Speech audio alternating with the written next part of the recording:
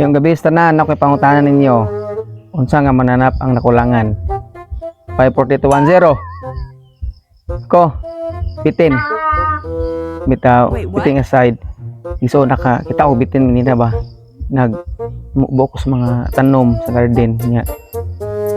Pat ko kay nay bitin ngiming kamang. So ang gipatay. Pasan patay. Ay sabahang napatay na ko ha. Sibak saban ta. Sa Bible mo mga igsuon ang bitin gisimbolo siya ni Satanas. Na kana sa Satanas kanang mo na siya kaaway nato sa lagad si Ginoo ngani siya sa paglaglag pagkawat ug uba sa mga kinabuhi. Nya kuya ra ba ni siya kontra kay dili siya kana bitaw naisungay nya so masulong nato para mahadlok ka dili. Kun dili ano siya giyon sa Bible wise ni siya nga kontra.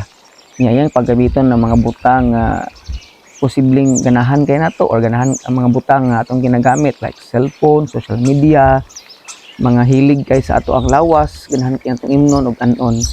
Na magbantay ta igsuon kay wise siya nya makikontra siya nato nga dili adukon ta kun dili tagaan ta na mga butang nga ganahan nato or mapukan ta, malaglag ta.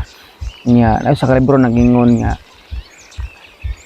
ang kalipay sa sala nagihatag sa kaaway mubo ra siya pero ang consequence nga ato ang atubangon dugay ug taas kayo mga igsuon mo nang magbantay ta kunit ang magampo magamping nga basa sa pulong sa Ginoo or magmadaugon ta uban sa grasya sa Ginoo.